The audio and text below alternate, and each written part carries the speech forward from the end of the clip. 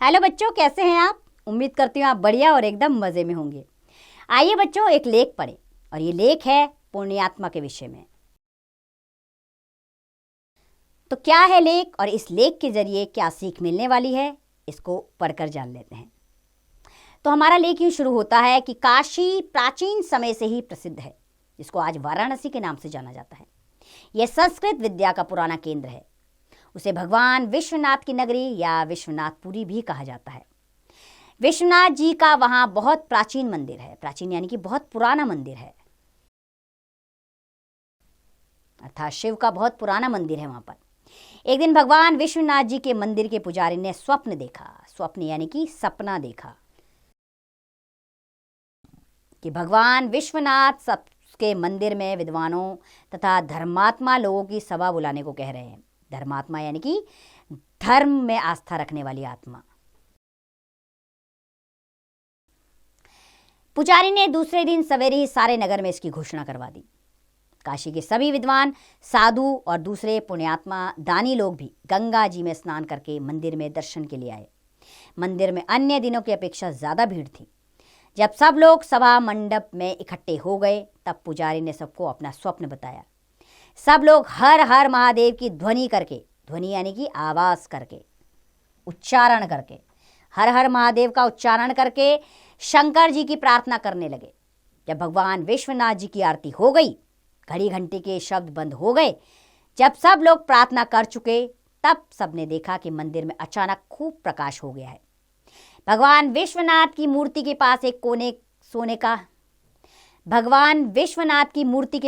सोने का पत्र पड़ा था, जिस पर बड़े बड़े रत्न जड़े हुए थे। उन दिव्य रत्नों की चमक पूरे मंदिर को जगमग कर रही थी।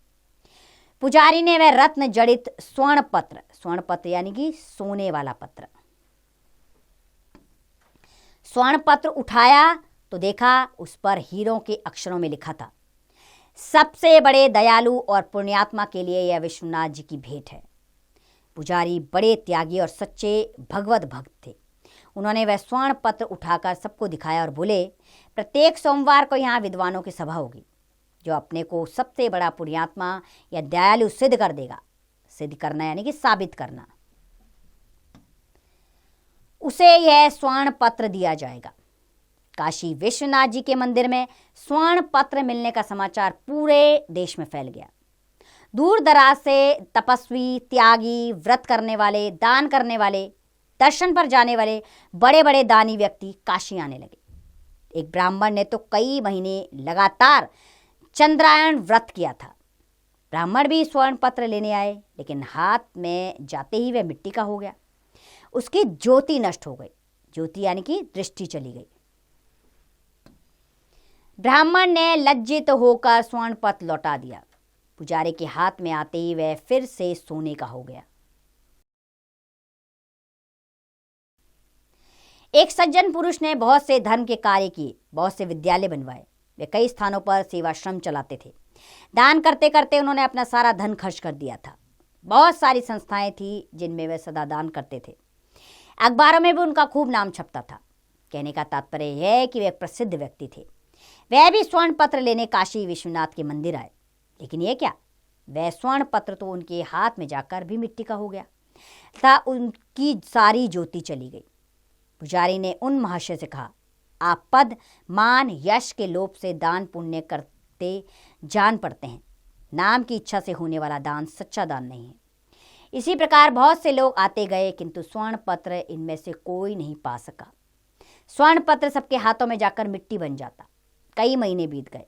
बहुत से लोगों ने तो मंदिर के आसपास ही अपना डेरा जमा लिया और मंदिर के पास ही दान पुण्य करने लगे, लेकिन स्वर्ण पत्र को फिर भी ना पा सके। एक दिन काशी विश्वनाथ जी के मंदिर में एक बूढ़ा किसान दर्शन करने आया। उसके कपड़े मैले और फटे थे।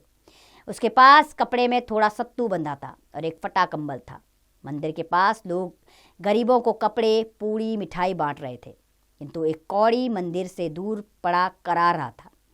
वह उठने में असमर्थ था। असमर्थ यानी कि सामर्थ्य नहीं था उसके अंदर। उसके सारे शरीर में घाव थे। वह भूखा था, किंतु उसकी ओर कोई देख तक नहीं रहा था। उस बूढ़े किसान को उस पर दया आ गई।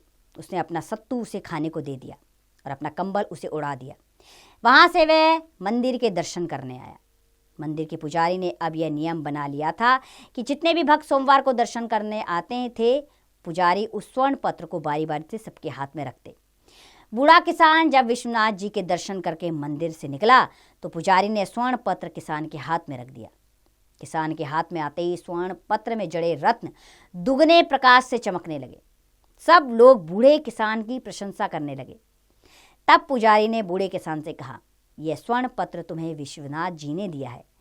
जो निर्लोभ है, जो दीनों पर दया करता है, जो बिना किसी स्वार्थ के दान करता है और दुखियों की सेवा करता है, वही सबसे बड़ा पुण्यात्मा है।